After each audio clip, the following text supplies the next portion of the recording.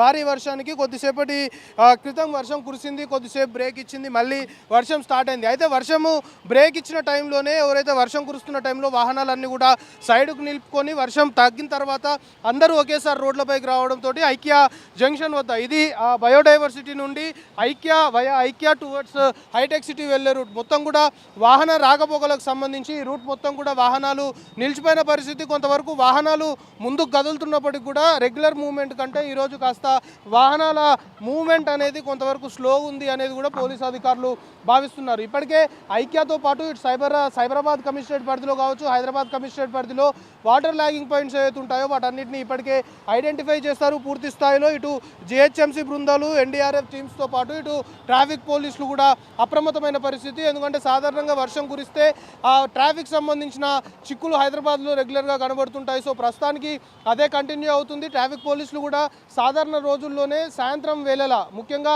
ఈ టైంలో 5 గంటల నుండి దాదాపు 8 గంటల వరకు కూడా ట్రాఫిక్ సంబంధించి దాన్ని పీక్ టైంగా పరిగణిస్తారు. సో ఇలాంటి పీక్ టైంలో ఒక్కసారిగా 3 o'clock 3:30 నుండి దాదాపు 4:30 వరకు వర్షం పడింది. దాని తర్వాత వర్షం ఆగిపోయింది. వర్షం ఆగిపోయిన తర్వాత అందరూ కూడా వాహనాలు తీసుకొని రోడ్లపైకి వచ్చిన క్రమంలోనే ప్రస్తుతం ఐక్య వద్ద కొంతవరకు ట్రాఫిక్ సంబంధించి టువర్డ్స్ హైటెక్ సిటీ వెళ్ళే రూట్లో వాహనాల రాకపోకలకు సంబంధించి వాహన మూవ్మెంట్ కాస్త స్లోగా ఉన్నప్పటికీ కూడా వాహనాలు నిలిచిపోతున్న సిచ్యువేషన్ అయితే చాలా క్లియర్గా కనబడుతుంది.